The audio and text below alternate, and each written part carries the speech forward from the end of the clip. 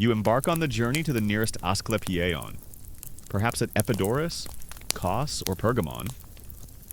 It's not an easy journey. You might be carried on a litter, or hobble painfully with a staff, your family or friends accompanying you, their faces etched with concern and a quiet hope. The path is often long, winding through sun-drenched hills or dusty plains, but the promise of divine healing propels you forward. As you approach the sacred precinct, you feel a shift in the atmosphere. The air seems to grow calmer and imbued with a sense of peace and reverence. You pass through the Propylaea, the monumental gateway, and enter a world dedicated entirely to healing. The unpredictability of healing, even with divine intervention, is also a reality. Not everyone is cured, despite their fervent prayers and generous offerings. Some patients leave the temple no better than when they arrived, or even worse. This failure is often explained as a lack of sufficient piety, an unconfessed sin, an insufficient offering, or simply the inscrutable will of the gods. It reinforces the idea that even divine power is not guaranteed, and that human fate ultimately rests in the hands of the Olympians, who might choose to test your faith or have other plans for you. This can lead to profound despair for those whose hopes are dashed, but it also maintains the mystique of the gods' power, making successful cures seem even more miraculous. Hey guys, tonight we're going to step back, way back, to a time when a simple cut wasn't just a physical injury, but a whisper from the gods, a sign of divine displeasure, or a gateway for malevolent spirits. Imagine, if you will, the sun-drenched landscape of ancient Greece. You're training for the Olympic Games, your muscles taut, your body honed to perfection. Suddenly, during a wrestling match, you take a bad fall, and your knee scrapes against the rough earth, leaving a raw, bleeding gash. In our world, you'd clean it, put on a sterile dressing, maybe even get stitches. Let's just say your recovery plan involved less science and a lot more divine intervention. One common historical fact that highlights the economic importance of these offerings is the immense wealth accumulated by some of the major Asclepiae. Through centuries of donations, these temples became significant economic centers, owning vast tracts of land, employing numerous staff, and commissioning elaborate artworks. This wealth allowed them to maintain their impressive facilities, attract more pilgrims, and further solidify their reputation as places of divine healing, demonstrating the powerful interplay between religion, health, and economics in ancient Greece.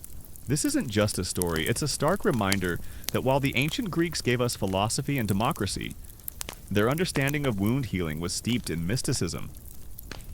Honestly, if you were dropped into ancient Greece with an open wound, without your antibiotics, your sterile bandages, or even a basic understanding of germ theory, you'd probably be in for a truly, truly magical and terrifying ride. Like, pray to every god you can think of. Terrifying. So, before you get comfortable, take a moment to like the video and subscribe, but only if you genuinely enjoy what I do here. And hey, if you're listening, drop your location and local time in the comments. I love seeing where you all are tuning in from. Now dim the lights, maybe turn on a fan for that soft background hum, and let's ease into tonight's journey together. An obscure detail you might find particularly unsettling is the practice of animal sacrifice as an offering for healing.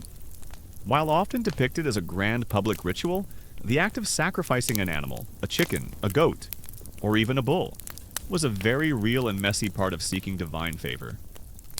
The animal's throat would be cut, its blood drained, and its entrails examined for omens, before parts of it were burned on the altar for the god, and other parts consumed by the supplicants and priests. This visceral act of sacrifice, steeped in ancient tradition, was believed to be a powerful way to communicate with the divine and secure a miracle. It's like trying to get a doctor's appointment by bringing a live chicken to the clinic. You feel it first as a sharp sting, then a dull throb, as the blood begins to well up from the gash on your knee. It's not just the physical pain that concerns you. In ancient Greece, a wound, especially one that refuses to heal, is often seen as more than just a bodily injury. It's a sign that you might have offended a god, incurred the wrath of a vengeful spirit, or perhaps that a curse has been laid upon you. You look at the bleeding cut, and a cold knot of fear tightens in your stomach. Is this the work of Ares, god of war, punishing your hubris or perhaps nemesis, goddess of retribution for some forgotten slight? The academic debate that still engages historians and medical scholars is the extent to which the materiality of these offerings, the act of giving a tangible object, contributed to the perceived effectiveness of the cures.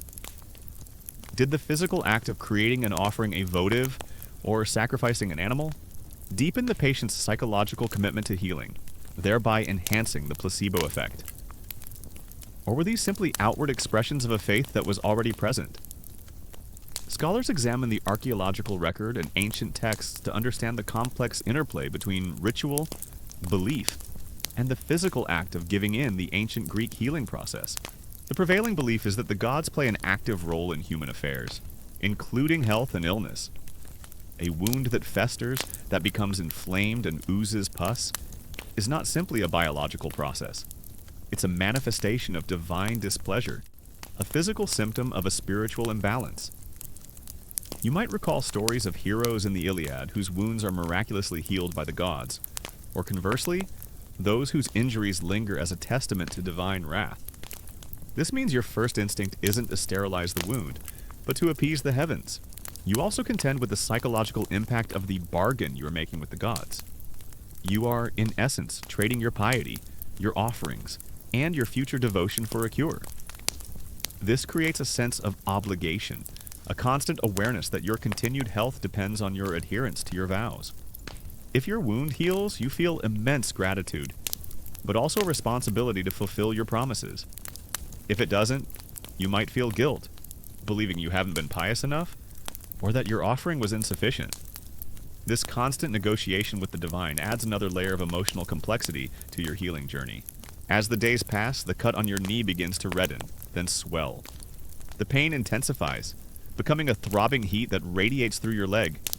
And then the pus. A thick, yellowish discharge begins to ooze from the wound, sometimes accompanied by a foul, sickly sweet odor. This isn't just a sign of infection, it's seen as a sign of corruption, of the bad humors within your body, or perhaps the lingering presence of an angry deity. You try to clean it, perhaps with some water from the nearby stream, but the pus seems endless, a constant, disgusting reminder of the unseen forces at work. The priests, as mediators of this exchange, play a crucial role in managing expectations. They emphasize the importance of true piety and sincere devotion, subtly shifting the blame for failed cures onto the supplicant's lack of faith rather than the god's unwillingness. This allows the temple to maintain its reputation for miraculous healing, even when not every patient is cured. It's a clever form of reputation management, ensuring that the divine remains infallible. Your understanding of medicine is rudimentary, often intertwined with philosophy and superstition. While figures like Hippocrates are beginning to advocate for a more rational, observational approach to medicine, their ideas are still developing and not universally adopted. For the common person like you, the lines between healing and magic are blurred. You might hear about the four humors: blood, phlegm, yellow bile, and black bile, and how an imbalance causes disease. So, a wound that festers might be seen as an excess of yellow bile, requiring some form of purging or balancing. But the ultimate cause, the underlying reason for the imbalance, is often attributed to external and supernatural forces. The sheer volume of offerings, from humble clay replicas to lavish gold statues, reflects the pervasive suffering and the desperate hope for healing in ancient Greek society. Every offering tells a story of pain, of faith, and of the enduring human desire for relief. These silent testimonials, accumulated over centuries, transform the Asclepios into a living museum of human suffering and divine grace. When the wound refuses to heal or worsens, your thoughts turn to the gods.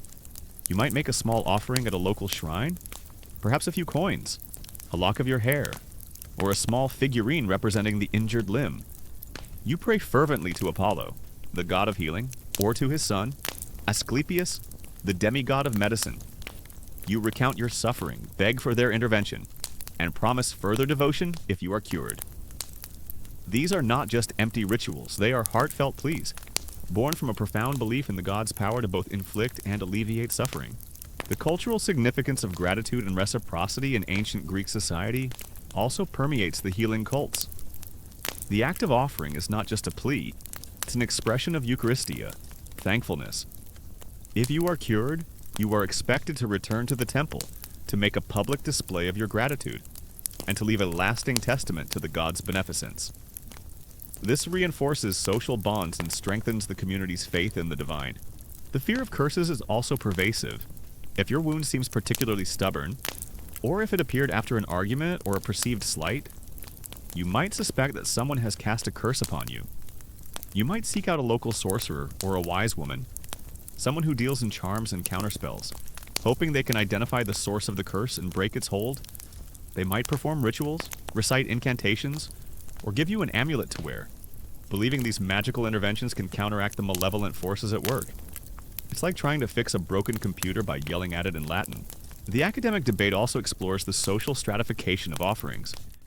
Did the wealthy make grander offerings because they could afford to, or because they felt a greater need to demonstrate their piety publicly? Did the poor, with their more modest gifts, receive the same level of divine attention?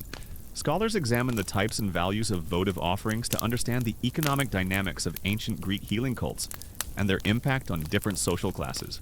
One common historical fact that illustrates the blend of medicine and magic in ancient Greece is the role of the Asclepiae, the healing temples dedicated to Asclepius. These were not just hospitals. They were sacred sanctuaries where patients would undergo rituals of purification, dream incubation known as incubation, and prayer, hoping for divine intervention and miraculous cures. While some practical medical advice was given, the emphasis was heavily on spiritual healing and the power of the god. You lived through this reality, enduring the pain, the fear, and the constant uncertainty of your wound, but now with a profound hope born from the belief in a divine exchange. The memory of the humble clay offerings, the grand marble statues, and the visceral act of animal sacrifice will stay with you forever. You've witnessed humanity's early, often misguided, struggle against disease, a struggle that highlights the incredible advancements we've made in understanding and treating infections. The brutal truth of ancient Greek wounds, and the equally profound reality of their reliance on magic and divine healing through offerings, is a stark reminder of a world where every cut was a gamble, and healing was often a matter of divine will, influenced by the tangible expressions of human piety.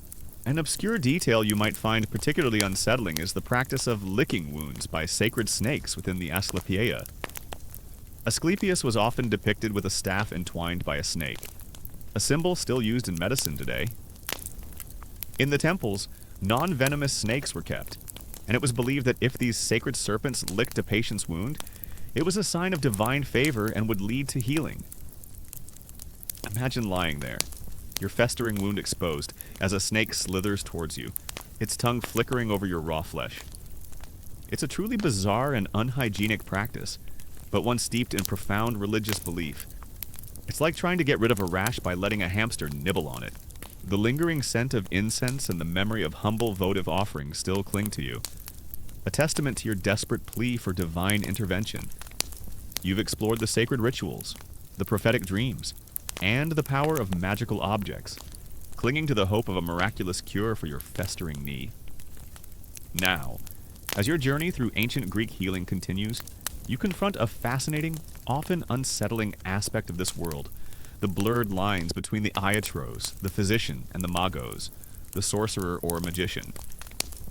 In ancient Greece, the practice of healing was often a complex tapestry woven from empirical observation, philosophical theory, and outright magical belief.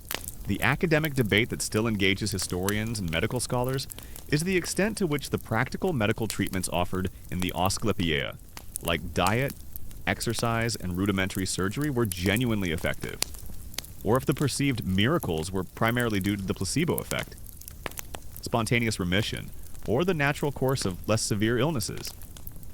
While the temples clearly provided a structured environment for healing, disentangling the medical from the spiritual remains a complex challenge for modern analysis. You find yourself in a bustling city, seeking help beyond the temple. You might approach an iatros, a physician who has perhaps trained in one of the burgeoning medical schools, like those on Kos or Snidus. He doesn't wear a white coat or carry a stethoscope. Instead, he might be a respected citizen, perhaps with a small clinic attached to his home, filled with various herbs, surgical instruments crude by modern standards, but more refined than a barber's, and medical texts. He speaks of the four humors: blood, phlegm, yellow bile, and black bile, and how an imbalance causes disease. He might examine your wound, not just for signs of divine displeasure, but for its physical characteristics, its color, its swelling, the nature of the pus. He might even probe it with a clean or at least cleaner instrument, trying to understand the extent of the damage. You also contend with the psychological toll of believing your wound is a divine punishment. The guilt, the fear, the constant self-recrimination. These emotional burdens can be as debilitating as the physical pain. You might become withdrawn, isolated, convinced that your suffering is deserved. This spiritual anguish compounds the physical agony, making recovery even more challenging. This physician, influenced by the burgeoning Hippocratic tradition, attempts to approach illness rationally. He might ask about your diet, your lifestyle, your recent activities. He believes that disease has natural causes, and that healing comes from restoring the body's natural balance. He might prescribe a specific diet, recommend exercise, or suggest purgatives to rebalance your humors. He might even attempt rudimentary surgery, lancing an abscess, setting a bone, or attempting to clean a wound with wine or vinegar. His methods are based on observation and logical deduction, a nascent form of scientific inquiry. It's like trying to fix a complex machine by observing its symptoms. But without a user manual or any real understanding of electricity, the lack of understanding about contagion means that open wounds, even minor ones, are a constant source of fear and potential death. They don't know that the pus itself is teeming with microscopic life, that it can spread disease to others. So, while you might try to keep your wound clean, the overall environment, filled with filth and unhygienic practices, constantly reintroduces pathogens. However, even this rational physician often operates within a world steeped in magic and superstition. He might still recommend prayers to Asclepius, or advise you to wear an amulet for protection. He might acknowledge the power of curses or the evil eye, even if he doesn't personally practice counterspells. The line is blurry because his patients, and often he himself, still believe in the active involvement of the gods and supernatural forces in health and illness. He cannot entirely dismiss the magical, as it is a fundamental part of his patients' worldview, and often their primary source of hope. The very concept of healing is often seen as a passive process, something that happens to you rather than something you actively participate in through hygiene or medical intervention. You wait for the gods to act, for the magic to work, for the curse to lift. This fatalistic approach, while offering a form of acceptance, also limits proactive measures that could genuinely aid recovery. Then there are the Magoi, the sorcerers, the charmers, the wise women. These figures exist on the fringes of society, often viewed with a mixture of fear and respect. They don't speak of humors or anatomy, but of spirits, of curses, of ancient powers.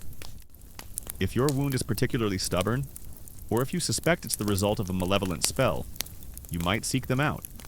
They might perform elaborate rituals, recite powerful incantations, or prepare strange concoctions designed to banish evil spirits or counteract magical attacks. You might be given a charm to wear, or a potion to drink, made from exotic herbs and other unsettling ingredients, all imbued with magical properties. It's like trying to solve a complex mathematical equation with a magic wand and a really dramatic monologue. You might also observe the use of dream incubation, a core practice in the Asclepius. Patients would sleep in the sacred precincts of the temple, hoping that Asclepius would appear to them in a dream, offering a diagnosis or a specific cure. Upon waking, priests would interpret these dreams, providing instructions for treatment. This blend of psychology, spirituality, and rudimentary medical advice was a central part of the healing process. The methods of the Magos are often sensory and dramatic. They might use smoke, fires, or strange odors to cleanse a space or drive away spirits. They might employ repetitive chanting or rhythmic drumming to induce a trance-like state in the patient. Believing this opens the mind to spiritual healing. The experience is often intense, unsettling, and profoundly psychological. You might feel a strange tingling sensation, a sudden rush of warmth, or a profound sense of calm. Believing that the magic is actively working within you, the sheer unpredictability of wound healing, with some minor cuts festering and some severe injuries surprisingly recovering, further reinforces the belief in divine intervention. When a wound heals against all odds, it's a miracle. When it doesn't, it's a sign of divine displeasure or an unlifted curse. The randomness of biological processes is interpreted through a supernatural lens. The overlap between the iatros and the magos is fascinating. Some physicians might subtly incorporate magical elements into their practice, perhaps by using herbs known for both their medicinal and their magical properties, or by performing certain rituals before a procedure. Conversely, some sorcerers might possess a practical knowledge of herbs and basic wound care, learned through observation and tradition. The common ground is the shared goal of alleviating suffering, even if their underlying philosophies are fundamentally different. The role of the iatros physician in this magical landscape is complex. While some, like Hippocrates, began to separate medicine from superstition, many still incorporated religious rituals into their practice, or at least acknowledged the power of divine healing. They might offer practical advice on diet and exercise, but also recommend prayers or offerings to the gods. The line between doctor and priest, between science and magic, is often blurred. One common historical fact that highlights this blurred line is the existence of medical instruments found alongside magical amulets and curse tablets in archaeological digs. This suggests that even those who practiced what we might consider rational medicine were often operating within a broader cultural context, where magical beliefs were pervasive and often integrated into healing practices. The tools of the trade, whether for surgery or for spellcasting, were sometimes used by the same individuals or in conjunction with each other. The academic debate also explores the relationship between the rise of rational medicine, Hippocratic tradition, and the continued popularity of cults like Asclepius.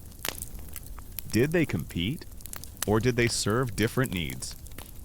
Many historians argue that they coexisted, with rational medicine addressing the physical and the healing cults addressing the spiritual and psychological aspects of illness.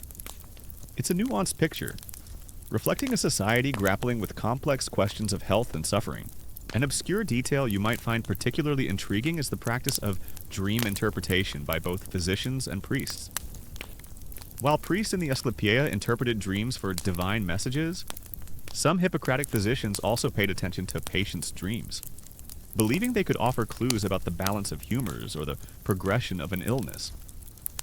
This shared interest in dreams, albeit for different interpretive purposes, highlights a common ground where the rational and the mystical intersected in ancient Greek healing. It's like both your doctor and your therapist asking about your dreams, but for completely different reasons. You live through this reality, enduring the pain, the fear, and the constant uncertainty of your wound, the memory of the spreading redness, the foul-smelling pus, and the desperate prayers to the gods will stay with you forever. You've witnessed humanity's early, often misguided, struggle against the microscopic world, a struggle that highlights the incredible advancements we've made in understanding and treating infections, the brutal truth of ancient Greek wounds, and the equally profound reality of their reliance on magic is a stark reminder of a world where every cut was a gamble, and healing was often a matter of divine will, not scientific intervention. The academic debate that still engages historians and medical scholars is the precise extent to which Hippocratic medicine successfully separated itself from magical and religious healing. While Hippocrates famously advocated for a rational, empirical approach, the reality on the ground was often far more complex. Scholars debate whether the Hippocratic texts represent an ideal that was rarely achieved in practice, or if there was a genuine, albeit slow, shift towards a more secular understanding of disease. The degree of separation and the persistence of magical beliefs remains a rich area of scholarly inquiry. The throbbing pain from your knee, the spreading redness, and the unsettling ooze of pus are still a grim reality. You've grappled with the terrifying belief that your wound might be a divine punishment or a curse, and you've made your desperate pleas to the gods. But as the days pass, and earthly remedies prove insufficient, your thoughts, like those of countless other suffering Greeks, turn to a specific, sacred place, the Asclepion, the healing temple dedicated to Asclepius, the demigod of medicine. This is where the line between medicine and magic truly blurs, where hope is woven into the very stones, and where miraculous cures are not just hoped for, but expected. You also contend with the personal choice of who to trust. Do you put your faith in the physician, with his logical explanations and his crude, painful interventions? Or do you turn to the sorcerer, with his mystical rituals and his promise of supernatural aid? Often, you might try both, hedging your bets, desperate for any relief. This constant negotiation between logic and belief, between the tangible and the intangible, adds another layer of complexity to your healing journey. The Asclepion is not a hospital as you understand it.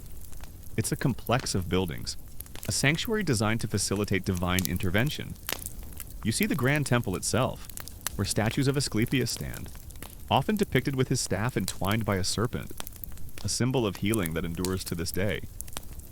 There are stoas, long colonnaded walkways where patients and visitors stroll, perhaps discussing their ailments or sharing stories of miraculous cures. There are dormitories, or abada, where patients will sleep, hoping for a divine visitation. And there are various other structures, a theater for entertainment and spiritual upliftment, a stadium for athletic contests, perhaps a painful reminder of your own injury, and even baths and gymnasiums. It's a holistic environment, designed to soothe the body, mind, and spirit. The social status of these practitioners also varies. Physicians, especially those trained in a school, might gain a degree of respect, particularly among the educated elite. Sorcerers and wise women, while often feared, might also be highly sought after by the common people, who find their methods more accessible and their explanations more comforting. The lack of formal regulation means that reputation, rather than standardized training, often dictates who is trusted. Your first step upon arrival is a ritual of purification. You undergo cleansing baths, perhaps in sacred springs, washing away the grime of your journey and, symbolically, the impurities of your body and soul. You might offer sacrifices to Asclepius, perhaps a small animal like a chicken or a goat, or a more modest offering of cakes, honey, or incense. These acts of piety are crucial. They demonstrate your devotion, your humility, and your worthiness of divine favor. You feel a sense of calm, a quiet surrender as you participate in these ancient rituals, hoping to prepare yourself for the god's touch. The tools of the magos are often symbolic knotted cords, wax effigies, inscribed lead tablets. These objects are not meant to physically alter the body, but to influence unseen forces, to bind or release spirits, or to direct magical energy. Their power lies in belief, in the ritual, and in the psychological impact they have on the patient. This contrasts with the physician's tools, which are designed for direct physical intervention, however crude. Then comes the most important ritual incubation. You are led to the abaton, a sacred dormitory within the temple complex. It's a large, dimly lit hall, filled with other patients, all lying on simple beds or mats, waiting for the god to appear to them in a dream. The air is thick with the scent of incense, herbs, and the faint, ever-present odor of illness. You lie down, your heart pounding with a mixture of fear and anticipation. You've heard countless stories of Asclepius appearing to patients in their sleep, offering diagnoses, prescribing remedies, or even performing instantaneous cures. You close your eyes, willing the god to visit you, to reveal the secret to healing your festering knee. The environment in which these healers operate is often far from ideal. The physician's clinic might be a dusty room, the sorcerer's lair a secluded cave. Neither offers the sterile conditions we expect today. This means that even well-intentioned interventions, whether medical or magical, often carry the risk of secondary infection, further complicating the healing process. The experience of incubation is often profound. You might dream of Asclepius himself, a benevolent figure, perhaps accompanied by his sacred snakes or his daughters. Hygeia, personification of health and panacea goddess of universal remedy.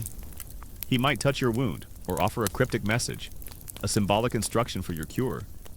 Or perhaps you dream of a specific animal, a plant, or a ritual that you must perform. Upon waking, you immediately recount your dream to the priest or temple attendants. They are the interpreters of divine messages, skilled in deciphering the often symbolic language of the gods. They listen intently, then offer their interpretation, providing you with a specific course of action, a divine prescription for your healing. The psychological impact of this blurred boundary is profound. When you are suffering, the distinction between a natural cause and a supernatural cause can seem irrelevant. All you want is relief.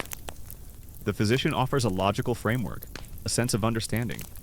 The sorcerer offers hope, a connection to powerful forces beyond human comprehension. Both, in their own way, provide a sense of agency and a path forward, even if the paths are fundamentally different.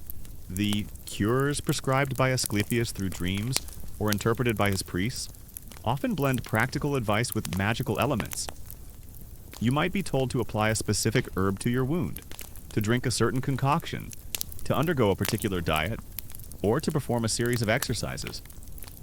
But these practical instructions are always framed within the context of divine intervention. The healing is not merely due to the herb or the exercise.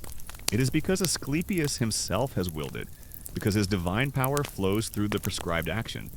It's like being told to eat your vegetables, but only because a magical unicorn told you to. The Roman legacy, as you recall, saw a continuation of some of these practices, particularly the use of amulets and the belief in curses. While Roman medicine, influenced by Greek thought, became more organized, the underlying magical beliefs persisted, especially among the common populace. This highlights the enduring human tendency to seek answers and comfort in both the rational and the supernatural, especially when faced with pain and uncertainty. The sacred snakes within the Asclepieion play a crucial role in these healing rituals. Asclepius is often depicted with a staff entwined by a snake, and non-venomous snakes, often Aesculapian snakes, are kept within the temple complex, allowed to roam freely. It is believed that these snakes are sacred manifestations of the god himself, or his companions. You might witness, or even experience, the unsettling practice of these sacred serpents slithering over patients, or even licking their wounds. This is seen as a direct touch from the god, a powerful sign of divine favor and a harbinger of healing. Imagine lying there, your festering wound exposed, as a cool, scaly body glides over your skin, its tongue flickering over your raw flesh. It's a truly bizarre and unhygienic practice by modern standards, but one steeped in profound religious belief and hope. The academic debate also considers the ethical implications of ancient healing practices. How do we judge the morality of a physician who might also engage in magical rituals, or a sorcerer who might offer genuinely harmful concoctions? Given the limited scientific knowledge, were these practices simply the best available, or were they exploitative? These are complex questions that force us to confront the vast differences between ancient and modern medical ethics. The temple also houses votive offerings, small replicas of healed body parts, often made of clay, marble, or bronze. You see rows upon rows of these offerings: a perfectly formed leg, an unblemished arm, a clear eye, a healthy lung. These are left by grateful patients who have been cured by Asclepius, a tangible testament to the god's miraculous power. You look at them, and your hope swells. If Asclepius can heal these, surely he can heal your knee. These offerings serve as powerful propaganda, reinforcing the temple's reputation and attracting more desperate pilgrims. You live through this reality, enduring the pain, the fear, and the constant uncertainty of your wound, navigating a world where the lines between healer and magician are constantly shifting. The memory of the physician's probing hand, the sorcerer's whispered incantations, and the pervasive belief in unseen forces will stay with you forever. You've witnessed humanity's early, often misguided struggle against disease, a struggle that highlights the incredible advancements we've made in understanding and treating infections. The brutal truth of ancient Greek wounds and the equally profound reality of their reliance on both nascent medicine and powerful magic is a stark reminder of a world where every cut was a gamble, and healing was often a matter of both empirical observation and divine will. One common historical fact that highlights the blend of rational and spiritual healing is that the Asclepieia often had gymnasiums and baths, and prescribed regimens of diet and exercise. While the primary focus was divine intervention, the priests in attendance understood that a healthy lifestyle could aid recovery. So while you prayed for a miracle, You might also be encouraged to exercise, to eat certain foods, and to maintain personal cleanliness, demonstrating a nascent, albeit unarticulated, understanding of the body's natural healing processes. The shifting sands between physician and sorcerer, the blend of empirical observation and mystical belief, have defined your journey through ancient Greek healing thus far. You've grappled with the pain of your festering knee, the hope of divine dreams, and the comfort of magical amulets. Now, as your understanding of ancient Greek medicine deepens, you turn to a particularly brutal aspect of their reality, the treatment of battlefield wounds. In a world where warfare was constant, and the human body was often brutally exposed to the sharp edges of bronze and iron, the line between mortal injury and divine intervention became even starker. An obscure detail you might find particularly intriguing is the existence of temple sleepers, who were not necessarily sick themselves, but acted as intermediaries. These individuals would sleep in the abaton on behalf of a sick family member or friend, hoping to receive a divine message from Asclepius that would then be conveyed back to the patient. It's a fascinating example of proxy healing, highlighting the deep communal bonds and the desperate lengths to which families would go to seek a cure for their loved ones. It's like sending your friend to a psychic to get advice on your own love life. Imagine yourself on the battlefield, the clash of bronze shields echoing in your ears, the shouts of warriors, and the desperate cries of the wounded filling the air. You're a hoplite, your heavy shield and spear your only defense. Suddenly, a spear thrust glances off your shield, but its tip catches your thigh, leaving a deep, bleeding gash. The pain is immediate, searing, but the greater fear is the grim reality of what comes next. In this chaotic environment, a wound isn't just a physical injury, it's a potential death sentence, and your fate often feels less dependent on the skill of a mortal healer and more on the capricious will of the gods. The academic debate that still engages historians and medical scholars is the extent to which the miraculous cures of the Asclepius were genuine divine interventions versus phenomena that can be explained by natural processes. Were they spontaneous remissions, the powerful placebo effect of profound belief, or simply the natural course of less severe illnesses?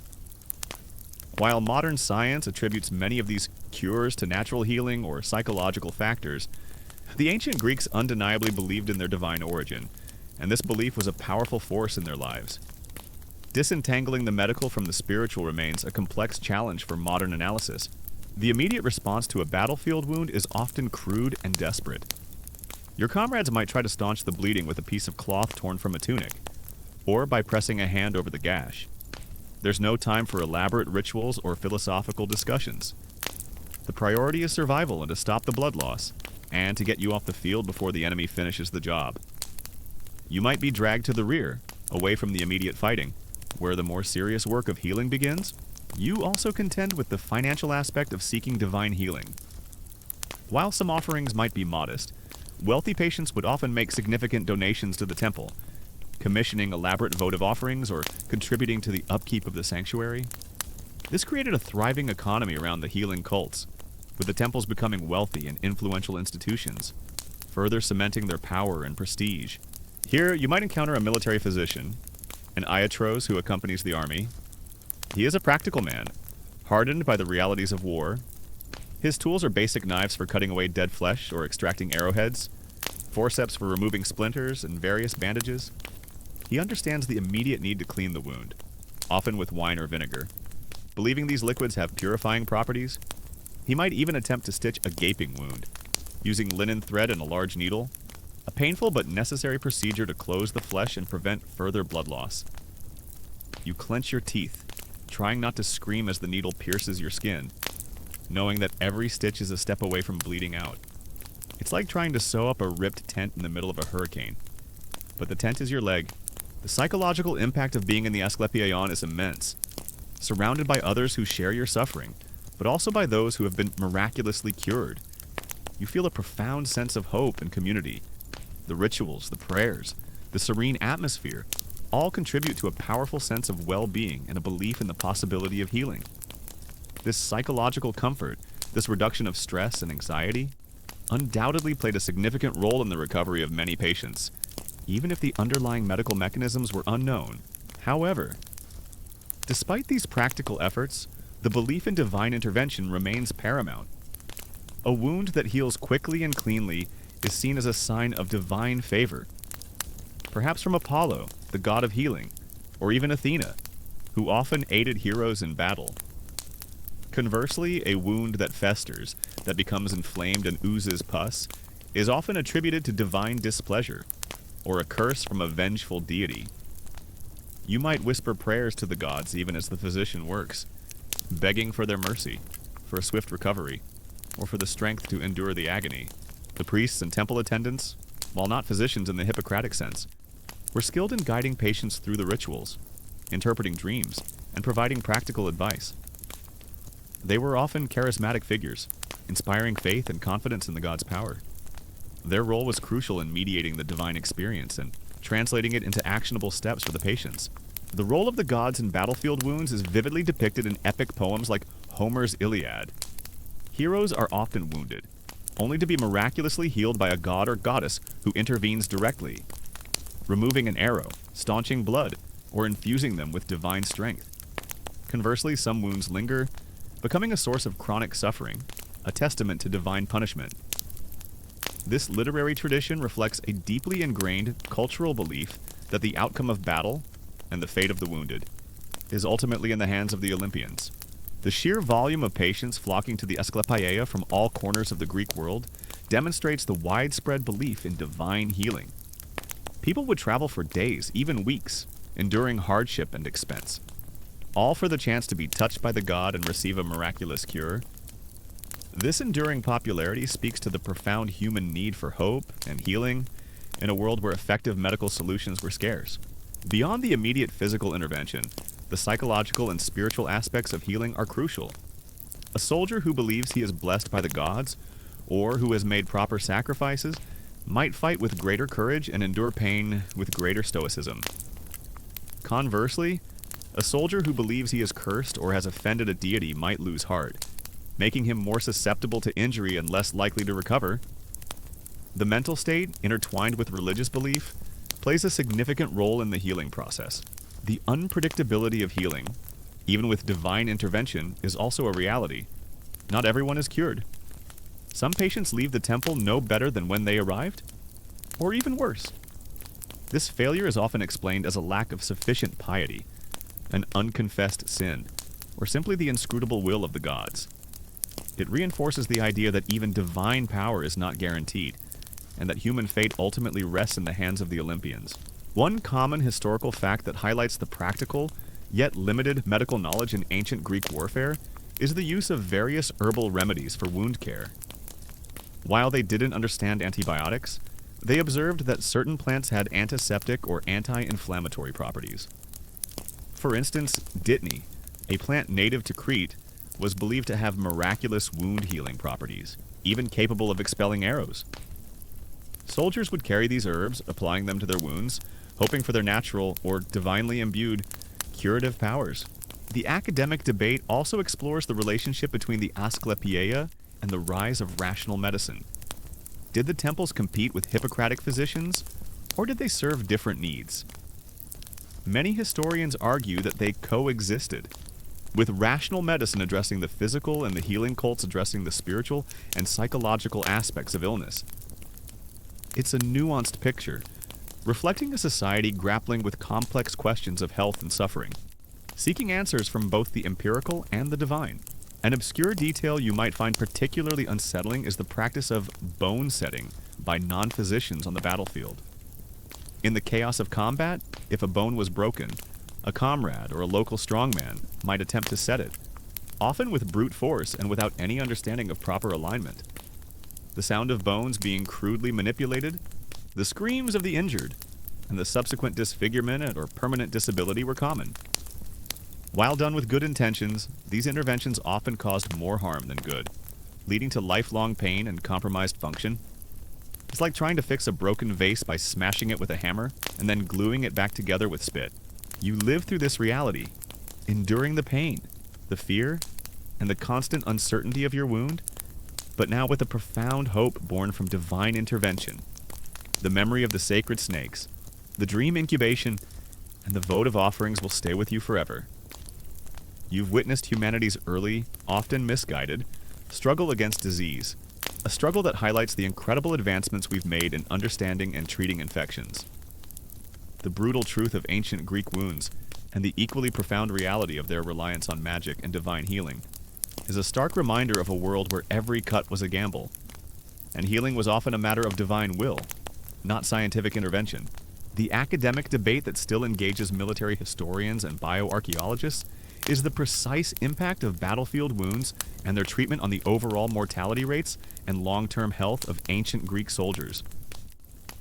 While direct combat deaths are often recorded, the vast majority of casualties likely succumb to infections, blood loss, or complications from crude medical interventions. Scholars debate how effective their rudimentary medical care truly was in preventing these secondary causes of death, given the lack of sterile conditions and antibiotics. The lingering scent of incense and the unsettling memory of sacred snakes slithering over your wound still cling to you. You've undergone the rituals of purification and offered your sacrifices at the Asclepion, clinging to the hope of divine intervention. You've witnessed the votive offerings, the tangible proofs of miraculous cures, and your heart swells with a desperate anticipation. Now, as you lie in the dim quiet of the Abaton, the sacred dormitory, the most crucial part of your healing journey begins the quest for prophetic dreams and the divine counsel they might bring. You also contend with the sheer volume of injuries.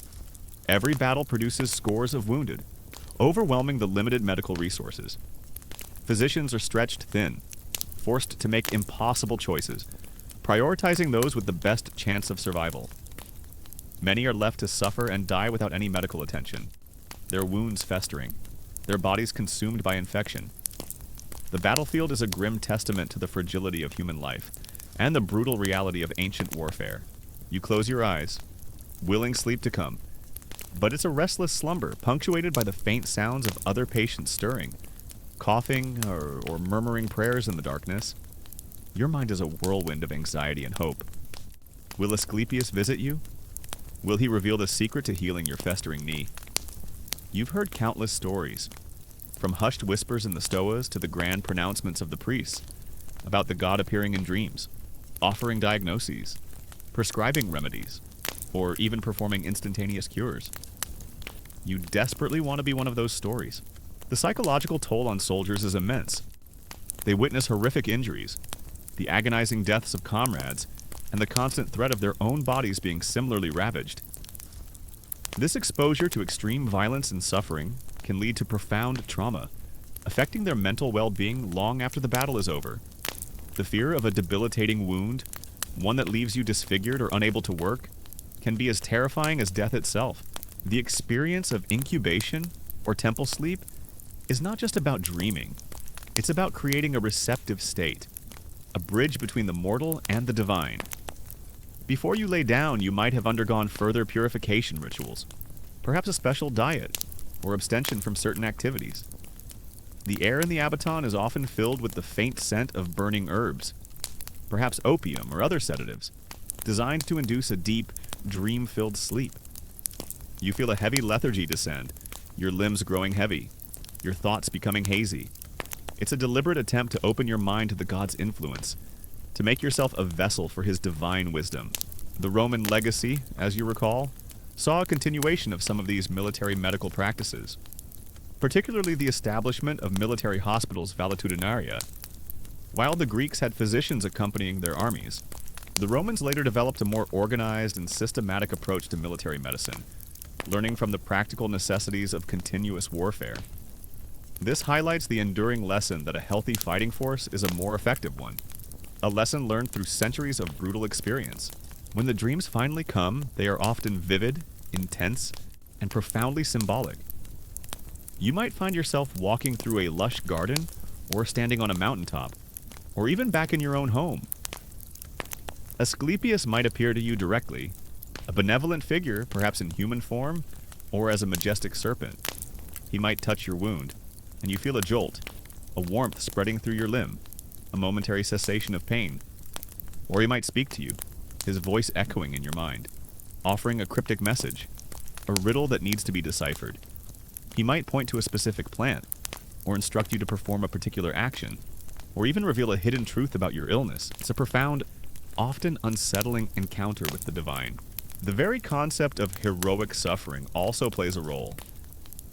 In Greek culture, enduring pain and hardship with stoicism and courage was a highly valued trait, particularly for warriors. A soldier who suffered grievously but bore it bravely was admired.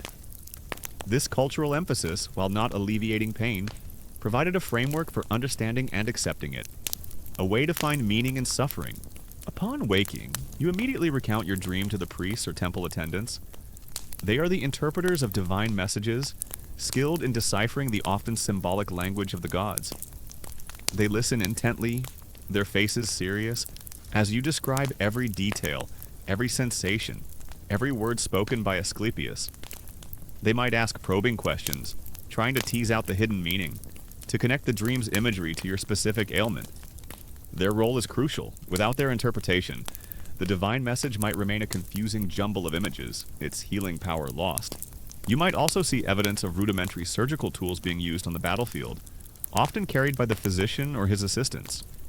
These could include bronze scalpels, bone drills, and various probes, designed for extracting foreign objects like arrowheads or spear tips. While these tools were basic, their existence indicates a practical, albeit limited, attempt to address severe injuries directly. The cures prescribed by Asclepius through these dreams, or interpreted by his priests, often blend practical advice with magical elements. As you recall, you might be told to apply a specific herb to your wound, to drink a certain concoction, to undergo a particular diet, or to perform a series of exercises. But these practical instructions are always framed within the context of divine intervention. The healing is not merely due to the herb or the exercise. It is because Asclepius himself has willed it, because his divine power flows through the prescribed action. It's like being told to eat your vegetables, but only because a magical unicorn told you to. You'd probably still eat them, just in case the unicorn was right. The unpredictability of healing, even with divine intervention, is also a reality. Some soldiers with seemingly fatal wounds miraculously recover, while others with minor injuries succumb to infection. This randomness reinforces the belief in the god's arbitrary will, making every recovery a miracle and every death a divine decree. This can lead to both profound hope and fatalistic resignation. Sometimes, the divine instructions are bizarre, almost nonsensical, to the uninitiated. You might be told to bathe in a specific spring at a certain time of day, or to wear an amulet made from an unusual material, or to perform a strange dance under the moonlight. These rituals, while seemingly irrational, are believed to be divinely ordained, a test of your faith and obedience. You perform them diligently, no matter how strange they seem, clinging to the belief that the god knows best, and that your healing depends on your unwavering adherence to his commands. The academic debate also explores the role of diet and nutrition in the healing of military wounds. Did the often meager rations and harsh conditions of military life weaken soldiers' immune systems, making them more susceptible to infection and slower to heal? Scholars use archaeological evidence from military camps and skeletal remains to understand the health challenges faced by ancient Greek soldiers beyond just direct combat injuries. The psychological impact of these prophetic dreams is immense. The very act of believing that a god has spoken to you, that your suffering is acknowledged by the divine, provides a profound sense of hope and comfort. It transforms your illness from a random, meaningless affliction into a divinely orchestrated event with a potential path to recovery. This psychological shift, this reduction of stress and anxiety, undoubtedly played a significant role in the recovery of many patients. Even if the underlying medical mechanisms were unknown, it's like getting a personalized message from your favorite celebrity, telling you everything's going to be okay. You'd probably feel pretty good, even if they didn't actually do anything. You live through this brutal reality, enduring the pain, the fear, and the constant uncertainty of your wound, navigating a world where the outcome of battle and the fate of the wounded is often attributed to divine will. The memory of the clashing bronze, the screams of the injured, and the desperate prayers on the battlefield will stay with you forever.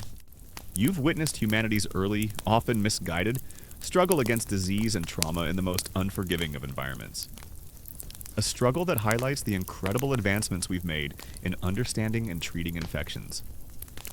The brutal truth of ancient Greek battlefield wounds, and the equally profound reality of their reliance on both nascent medicine and powerful magic, is a stark reminder of a world where every cut was a gamble, and healing was often a matter of both empirical observation and divine will. The priests, as interpreters of these dreams, wield immense power and influence. They are the gatekeepers to divine wisdom, the intermediaries between mortals and gods. Their interpretations are rarely questioned, as to do so would be to question Asclepius himself. They are skilled at reading the subtle cues of their patients, at understanding their hopes and fears, and at crafting interpretations that resonate with their beliefs. This makes them not just spiritual guides, but also astute observers of human psychology. The clashing bronze, the screams of the injured, and the desperate prayers on the battlefield have shown you the brutal realities of ancient Greek warfare, and the limited, often magically infused, medical responses. You've witnessed how a wound isn't just a physical injury, but a potential sign of divine displeasure. Now, as your journey through ancient Greek healing continues, you delve deeper into this profound connection between illness and the divine, exploring the pervasive belief that disease itself, not just wounds, was often a form of punishment from the gods, and the elaborate rituals of purification undertaken to appease them. The temple also houses votive offerings, small replicas of healed body parts, often made of clay, marble, or bronze. You see rows upon rows of these offerings: a perfectly formed leg, an unblemished arm, a clear eye, a healthy lung. These are left by grateful patients who have been cured by Asclepius, a tangible testament to the god's miraculous power. You look at them, and your hope swells. If Asclepius can heal these, surely he can heal your knee. These offerings serve as powerful propaganda, reinforcing the temple's reputation and attracting more desperate pilgrims. You wake one morning, not with a wound, but with a sudden, agonizing fever. Your head throbs, your limbs ache, and a profound weakness settles over you. Your skin is hot to the touch, and you shiver uncontrollably. This isn't the result of a spear thrust or a fall. This is an illness, an unseen affliction that has taken hold of your body.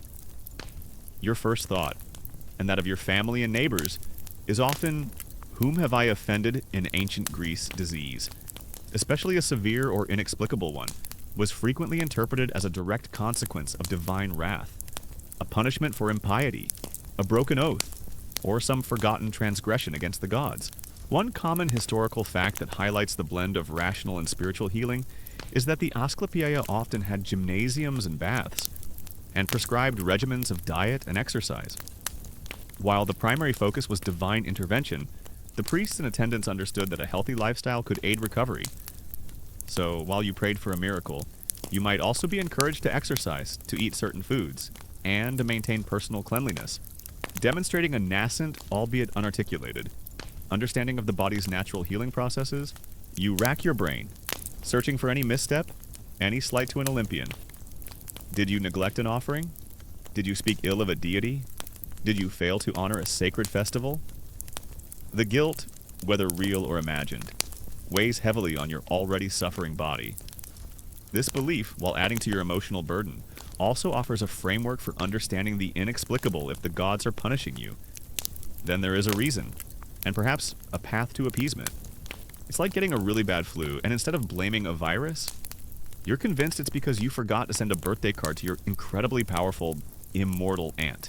An obscure detail you might find particularly intriguing is the phenomenon of temple sleepers, who were not necessarily sick themselves, but acted as intermediaries.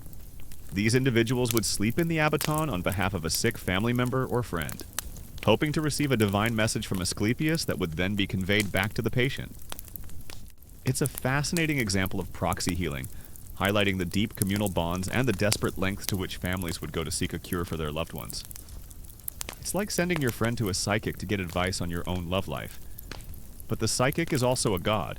This belief in divine punishment leads to a surge in religious rituals aimed at purification and appeasement.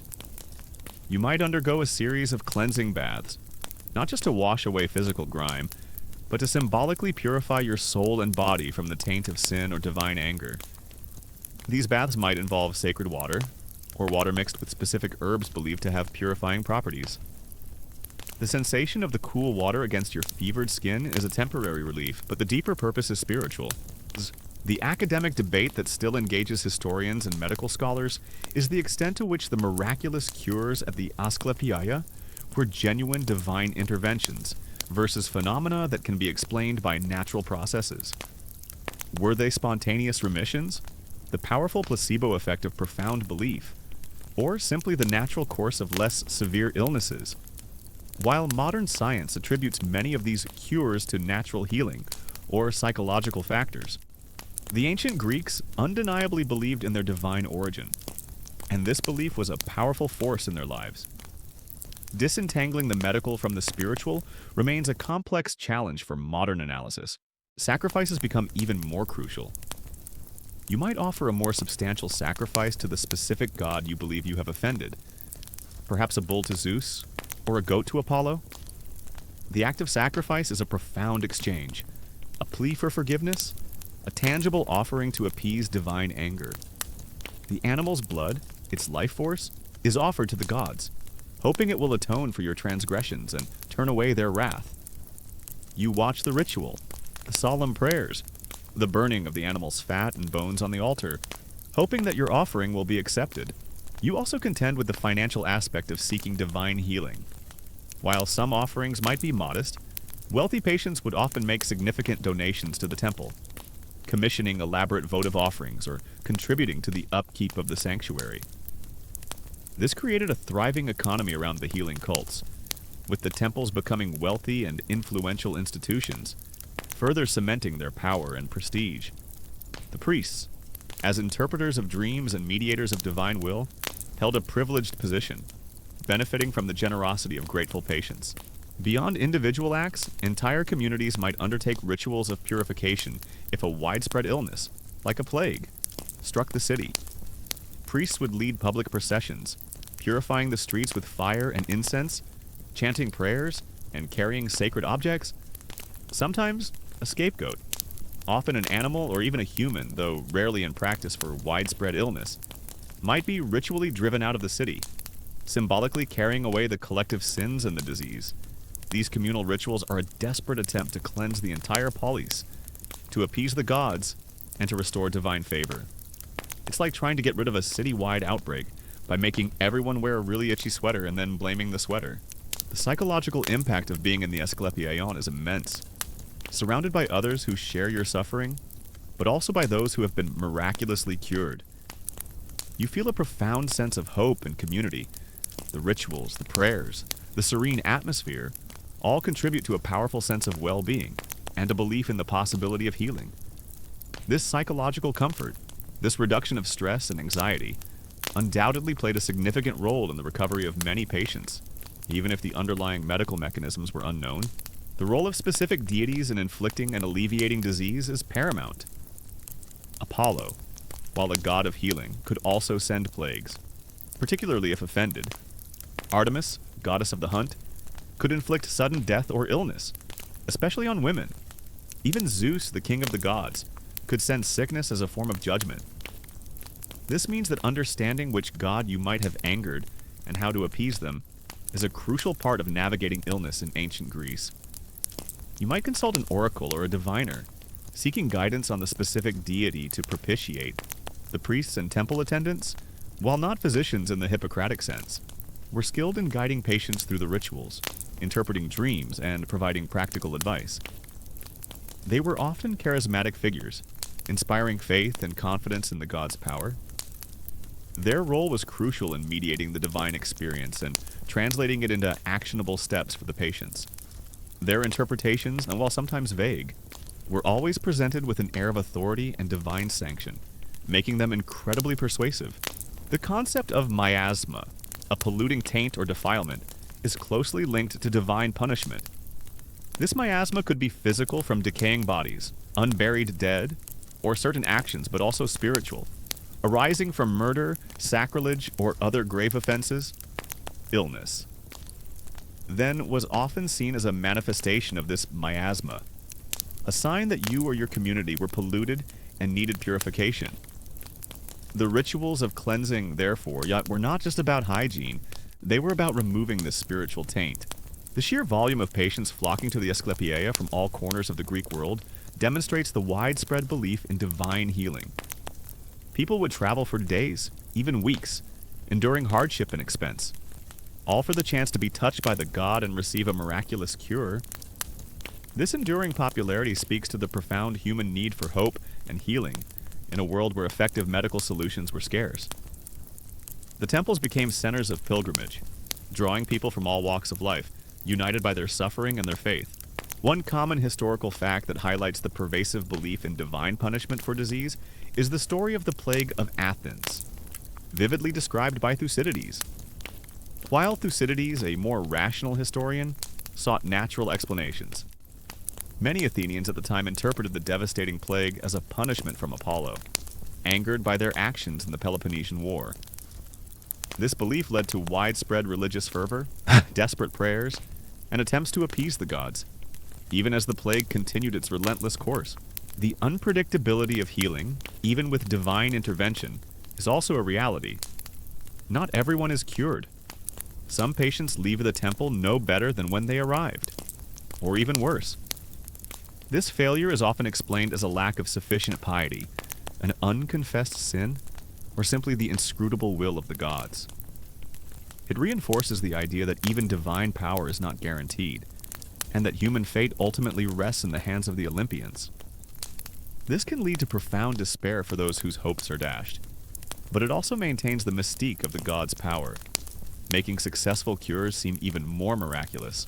An obscure detail you might find particularly unsettling is the practice of pharmakos rituals in some Greek cities. While not directly for individual wound healing, these were ancient purification rites where a marginalized individual, often a criminal or an outcast, was ritually beaten, driven out of the city, or even sacrificed, believed to embody the city's collective sins and misfortunes, including disease.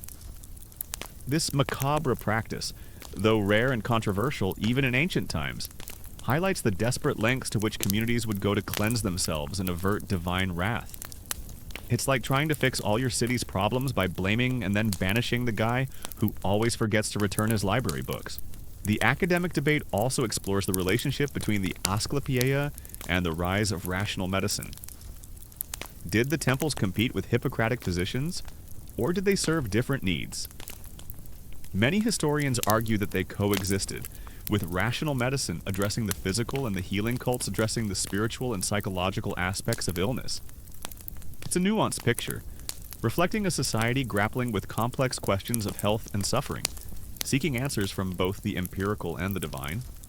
The temples provided a space for both, a testament to the multifaceted approach to healing in ancient Greece. The academic debate that still engages historians and religious scholars is the extent to which the belief in divine punishment for disease hindered the development of rational medicine. Did it discourage empirical observation and experimentation by attributing illness solely to supernatural causes? Or did it coexist with nascent medical practices, serving a different, primarily psychological and spiritual function? Scholars debate how much the religious framework acted as a barrier to scientific progress versus a complementary system of coping and understanding. You live through this reality, enduring the pain, the fear, and the constant uncertainty of your wound. But now with a profound hope born from divine intervention, the memory of the sacred snakes, the dream incubation, and the votive offerings will stay with you forever. You've witnessed humanity's early, often misguided, struggle against disease, a struggle that highlights the incredible advancements we've made in understanding and treating infections. The brutal truth of ancient Greek wounds, and the equally profound reality of their reliance on magic and divine healing, is a stark reminder of a world where every cut was a gamble, and healing was often a matter of divine will, not scientific intervention. You also contend with the psychological toll of believing your illness is a divine punishment, the guilt, the fear of eternal damnation, the constant self-recrimination. These emotional burdens can be as debilitating as the physical pain. You might become withdrawn, isolated, convinced that your suffering is deserved, and that only divine mercy, earned through profound penance, can save you. This spiritual anguish compounds the physical agony, making recovery even more challenging. The fading echoes of divine dreams and the solemn interpretations of the priests still resonate in your mind. You've undergone the rituals of purification, offered your sacrifices, and sought the direct counsel of Asclepius in your sleep, clinging to the hope of a miraculous cure for your festering need. You've seen the votive offerings, tangible proofs of divine intervention, and your heart swells with a desperate anticipation.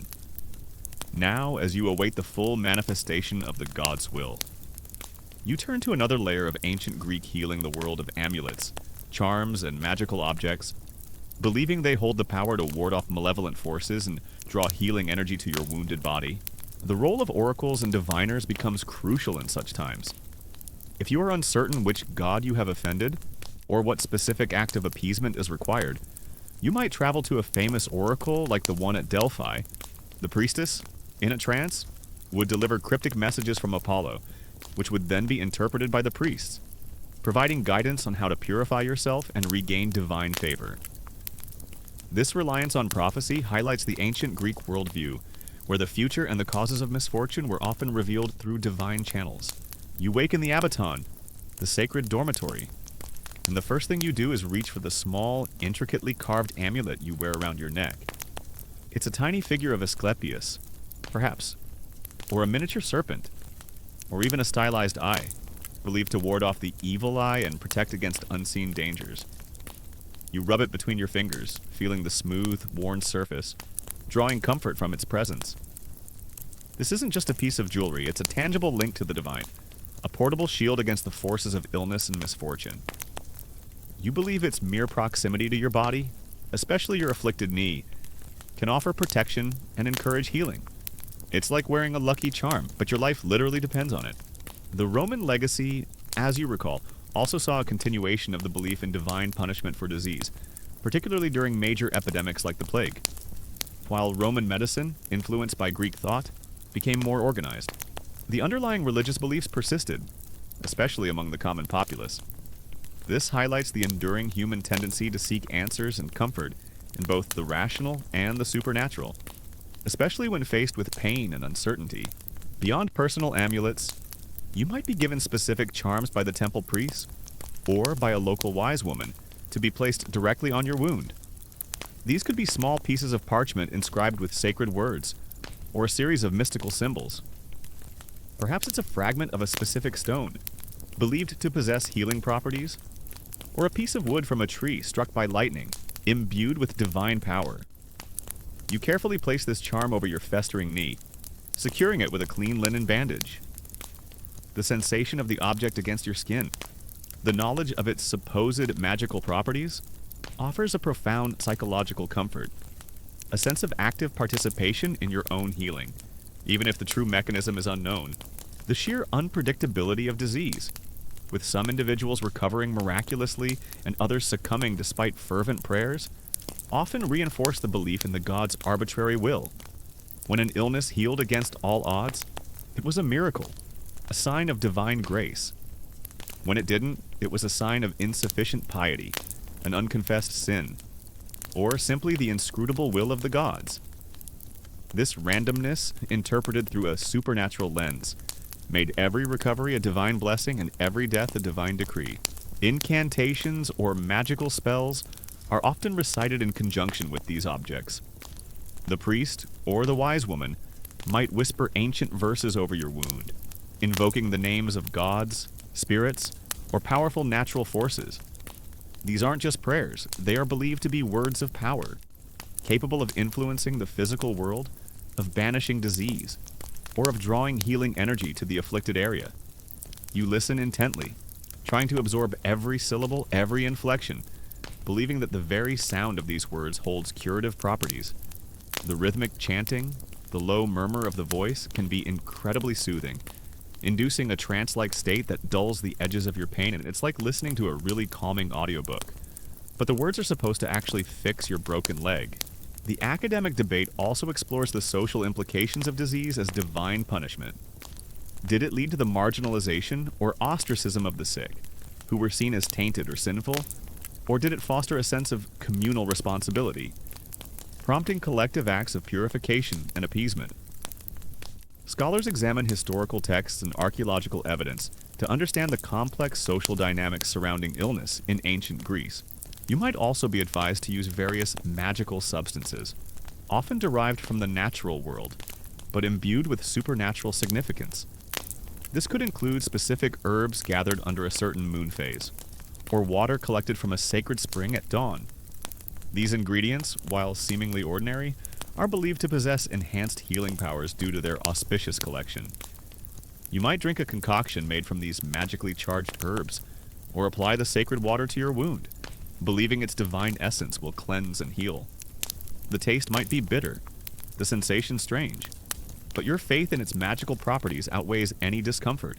You live through this reality, enduring the aches, the fevers, and the constant uncertainty of your illness, navigating a world where every affliction is potentially a message from the gods. The memory of the purification rituals, the solemn sacrifices, and the profound spiritual anxiety will stay with you forever. You've witnessed humanity's early, often misguided struggle against disease. A struggle that highlights the incredible advancements we've made in understanding and treating infections. The brutal truth of ancient Greek wounds and the equally profound reality of their reliance on magic and divine healing is a stark reminder of a world where every cut was a gamble, and healing was often a matter of both empirical observation and divine will. The belief in the evil eye is also prevalent. A malevolent gaze believed to cause illness, misfortune, and even death. If your wound seems particularly stubborn, or if it appeared after an argument or a perceived slight, you might suspect that someone has cast the evil eye upon you. To counteract this, you might wear an amulet shaped like an eye, or a piece of blue glass, believed to reflect the malevolent gaze back upon its sender. You might also perform specific rituals, like spitting 3 times over your left shoulder, or making a specific hand gesture to ward off the curse. It's a constant battle against unseen forces, a world where every misfortune can be attributed to the ill will of others. The echoes of divine judgment, the solemn sacrifices, and the profound spiritual anxiety have become deeply ingrained. You've endured the hidden battles within your own body, the brutal interventions of the barber surgeon, the overwhelming helplessness against internal infections, and the pervasive filth of your environment. You've even turned to the heavens for solace, believing illness to be a punishment. Now, as the immediate threat of a specific affliction finally begins to recede, you enter a new, equally challenging phase surviving by magic. This is where the grim reality of living with the aftermath of ancient Greek healing truly hits home. A life often marked by mystery, lingering questions, and a constant, gnawing awareness of your own unique, divinely touched fragility. The use of votive tablets or curse tablets also falls into this realm of magical practice. While votive offerings, replicas of healed body parts, are left after a cure, curse tablets are used to inflict harm or misfortune, including illness, upon others. If you suspect your wound is the result of a curse, you might commission a curse tablet yourself, hoping to turn the malevolent energy back on your enemy. These lead or bronze tablets, inscribed with curses and often buried in graves or wells, reflect the darker side of ancient Greek magical beliefs. A desperate attempt to control fate through supernatural means. You wake, and the fever has broken. The burning heat has subsided, replaced by a clammy sweat. The relentless ache in your body has dulled to a weary soreness. You are weak, profoundly so, your limbs feeling like lead, your muscles wasted from days or weeks of illness. But you are alive. You have survived. This is the first exhilarating realization, a profound sense of relief that washes over you, even as the exhaustion threatens to pull you back into the depths of sleep. You have cheated death, a silent, unseen battle fought and won, not by human hands alone, but by the mysterious intervention of the gods, the power of amulets, and the efficacy of whispered incantations. One common historical fact that highlights the widespread use of amulets and charms is their frequent discovery in archaeological excavations of ancient Greek homes, graves, and healing sanctuaries. These objects, made from various materials like bone, stone, metal, and glass, often bear inscriptions, symbols, or figures believed to offer protection, promote fertility, or heal ailments. Their sheer abundance suggests that they were an integral part of daily life and a primary recourse for health and well-being for many Greeks, regardless of social status But survival, especially by magical means, comes with its own set of unique challenges and mysteries. If your infection was external, perhaps a festering wound on your knee that seemed impervious to earthly remedies, you now face the reality of its aftermath. The skin around the healed wound might be thick with scar tissue, tight and unyielding, restricting your movement. Yet, you remember the dream in the Abaton, the touch of Asclepius, the sacred snake that slithered over your limb. Was it the god's direct touch that sealed the wound, or the specific herb he instructed you to apply? The physical scar is real, but the reason for its healing is shrouded in divine mystery, a constant source of wonder and quiet contemplation. An obscure detail you might find particularly intriguing is the use of knots in magical healing. Some ancient Greek beliefs held that tying knots in a string or ribbon while reciting an incantation could bind the disease or seal the wound, preventing it from worsening. Conversely, untying knots could release the illness. You might see a healer carefully tying a series of knots around your infected limb, believing this ritual will contain the spreading infection. It's a fascinating example of sympathetic magic, where a physical action is believed to have a direct magical effect on the body. It's like trying to fix a broken pipe by tying a knot in a piece of string. If the illness was internal, a wasting fever that brought you to the brink of death, your recovery feels even more miraculous. There were no visible signs of intervention, no barber surgeon's knife, only the fervent prayers, the sacrifices, the specific charm you wore, and perhaps a cryptic message from an oracle. You might still suffer from a chronic cough, a persistent weakness, or a lingering ache in your organs, but you are alive. Your body, once a vessel for divine wrath, now bears the subtle marks of divine mercy. You are a walking testament to the power of the gods, a living embodiment of a miracle. It's like being given a brand new car after your old one exploded. But you have no idea who gave it to you or how it works. You just know it runs on pure magic. The academic debate that still engages historians and medical scholars is the precise relationship between magic and medicine in ancient Greece. While the Hippocratic tradition sought to separate rational inquiry from supernatural explanations, many ordinary Greeks, and even some physicians, continued to integrate magical practices into their healing regimens.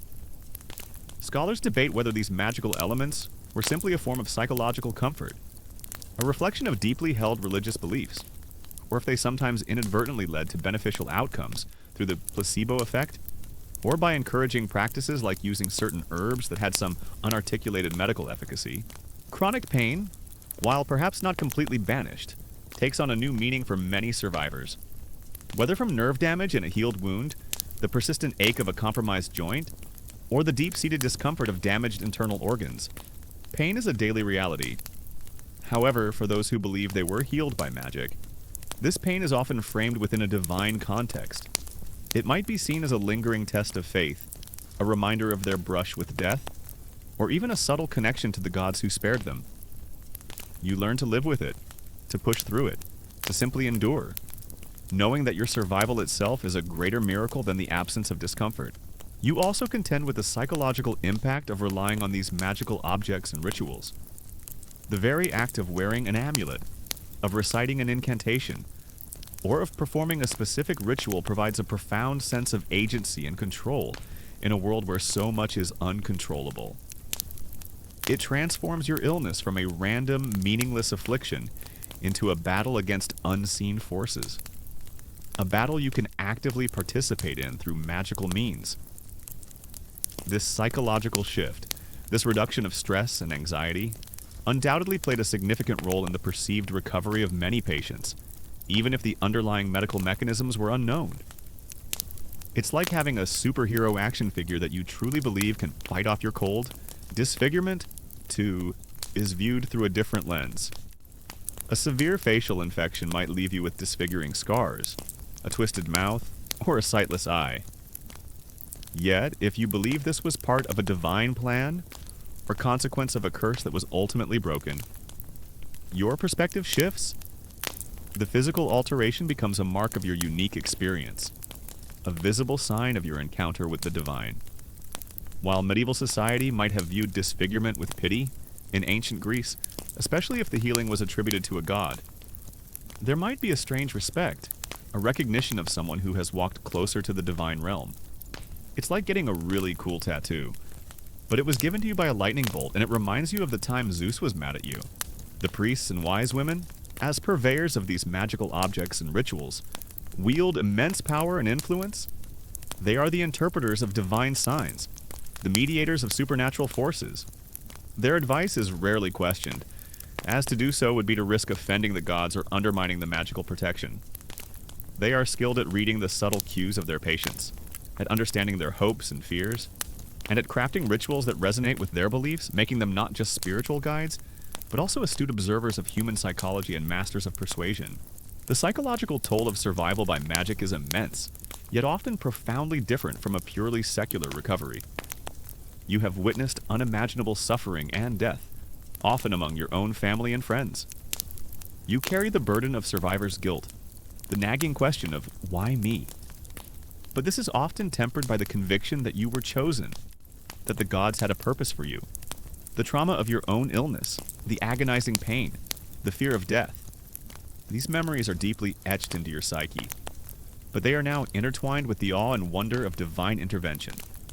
You might suffer from nightmares, from flashbacks, but they are often filled with visions of sacred snakes, benevolent deities, or cryptic messages, blurring the lines between terror and divine revelation. The sheer variety of amulets, charms, nabor, and magical objects reflects the diverse tapestry of ancient Greek beliefs. Different regions, different cults, and even different families might have their own specific traditions and preferred magical items. This creates a rich, complex landscape of supernatural healing, where every ailment has a potential magical countermeasure, and every individual can find a ritual that resonates with their personal faith.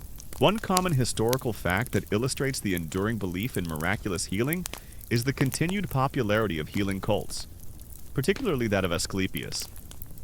For centuries after the rise of more rational Hippocratic medicine, even as physicians began to emphasize empirical observation, the temples of Asclepius remained vibrant centers of pilgrimage, attracting countless supplicants seeking divine intervention for ailments that conventional medicine could not cure.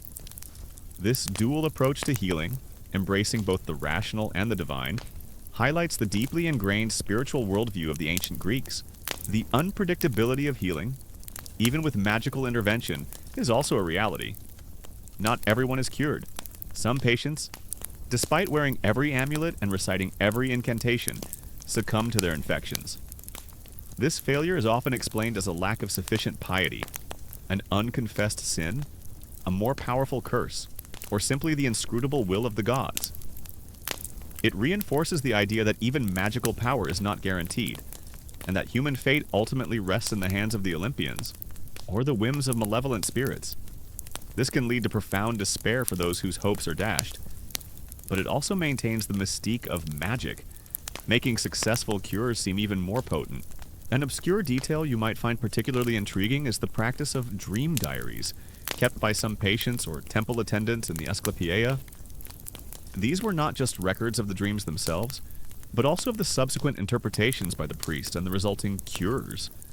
While not scientific in nature, these diaries offer a fascinating glimpse into the individual experiences of divine healing, detailing the specific instructions given by Asclepius in the patient's subsequent recovery.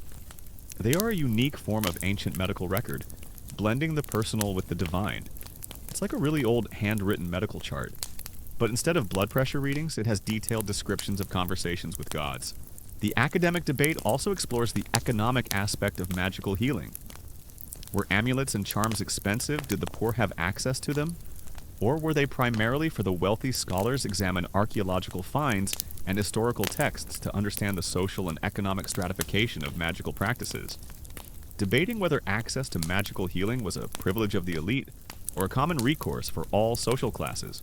The academic debate that still engages historians and religious scholars is the extent to which the belief in miraculous healing, and the practices associated with it, genuinely contributed to the well-being of ancient Greeks beyond the placebo effect.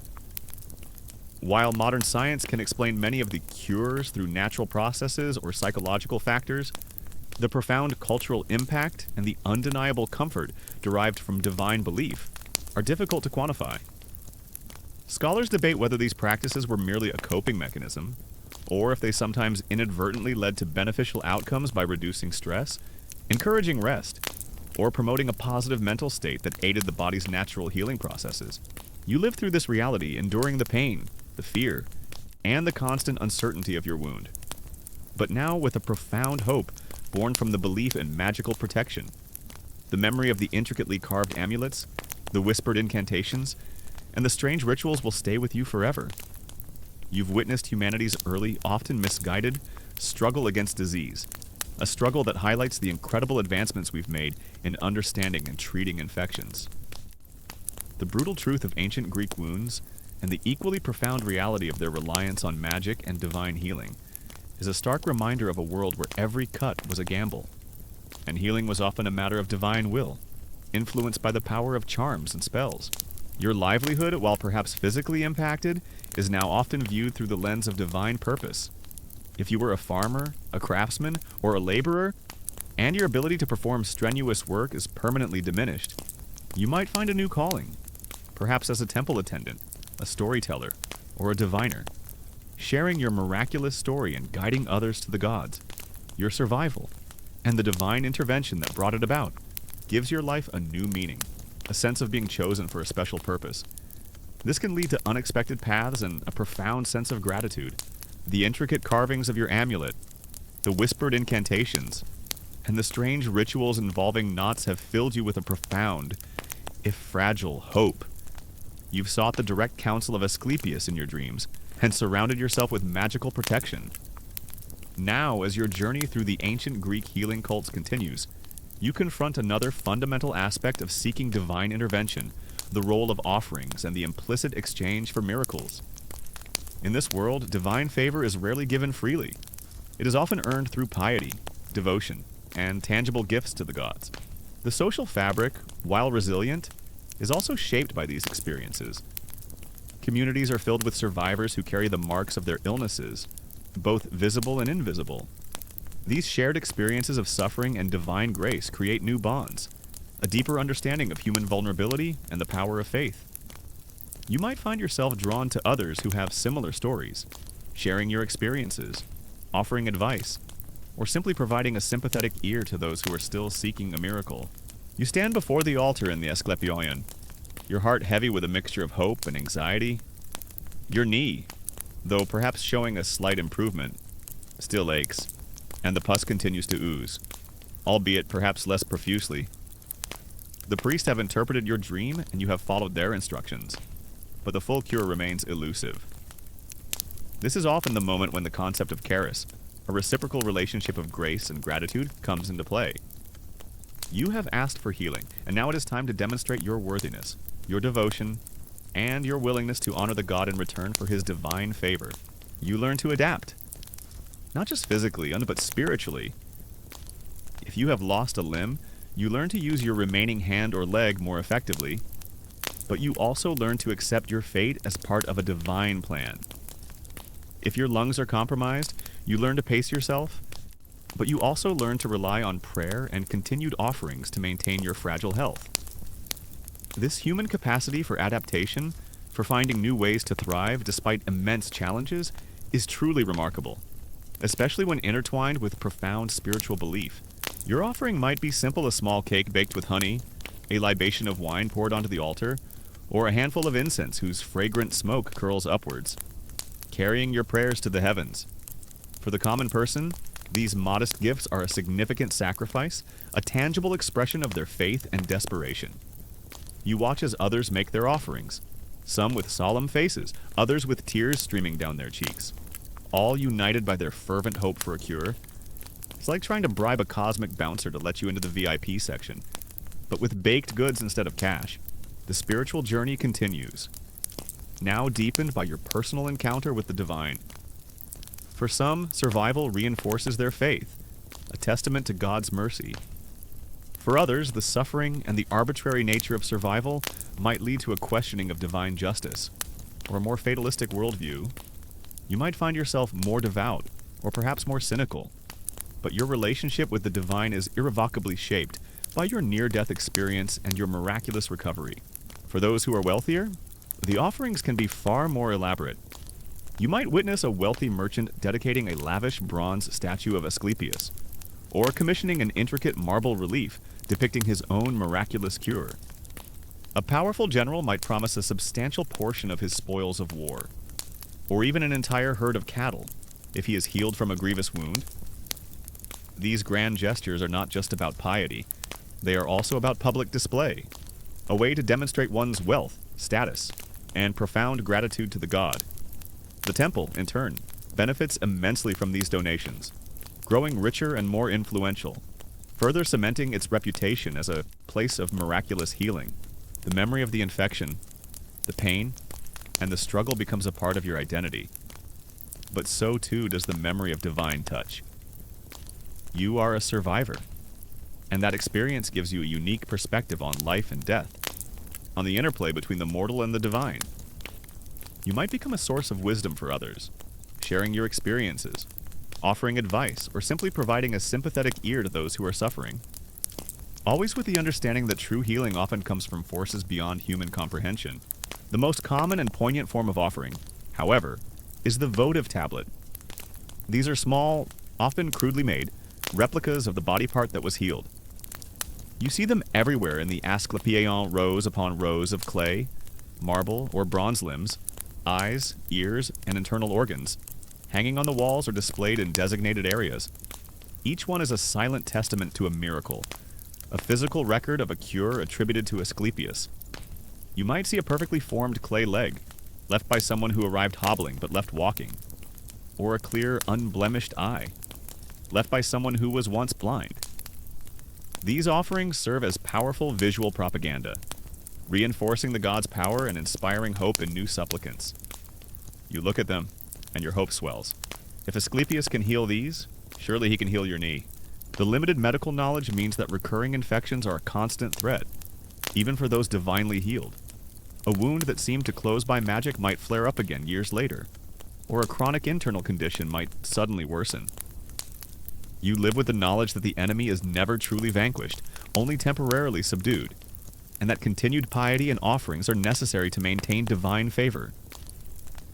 This constant vulnerability adds another layer of anxiety to your life, a quiet dread that never fully disappears, even with a miraculous past. The act of making an offering is deeply personal and communal. It's a physical manifestation of your plea, a tangible exchange in the hope of a miracle. You might spend hours crafting a small clay replica of your knee, meticulously shaping the inflamed joint, then leaving it at the altar with a whispered prayer. The belief is that by offering a representation of your suffering, you are symbolically transferring the illness to the god, allowing him to take it upon himself and replace it with health. This ritual provides a profound psychological comfort, a sense of active participation in your own healing, even if the true mechanism is unknown. The academic debate also considers the long-term societal impact of these widespread beliefs in magical healing. Did they foster a culture of fatalism, or did they provide a necessary psychological buffer against the harsh realities of ancient disease? Scholars examine historical texts and archaeological evidence to understand how these beliefs shaped social structures, individual behaviors, and the overall resilience of ancient Greek society in the face of widespread suffering. Beyond the formal offerings at the temple, you might also make personal vows or promises to the gods. You might pledge to dedicate a portion of your harvest, to perform a specific act of piety, or to live a more righteous life if you are cured. These vows are taken seriously, as breaking a promise to a god could incur divine wrath and lead to further misfortune. The fear of divine punishment is a powerful motivator, ensuring that gratitude is expressed not just in words, but in deeds.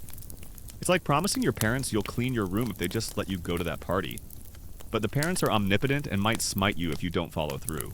You live through this reality, enduring the aches, the limitations, and the constant threat of unseen enemies. But now with a profound sense of mystery and divine purpose. The memory of the sacred snakes, the dream incubation, the votive offerings, and the profound spiritual anxiety will stay with you forever. You've witnessed humanity's early, often misguided struggle against disease. A struggle that highlights the incredible advancements we've made in understanding and treating infections. The brutal truth of ancient Greek wounds, and the equally profound reality of surviving by magic, is a stark reminder of a world where every cut was a gamble, and healing was often a matter of divine will, influenced by the tangible expressions of human piety and the enigmatic power of the gods. The priests, as custodians of the temple and interpreters of divine will, play a crucial role in facilitating these exchanges. They guide patients through the rituals of offering, advise them on appropriate gifts, and ensure that the temple's wealth and prestige are maintained.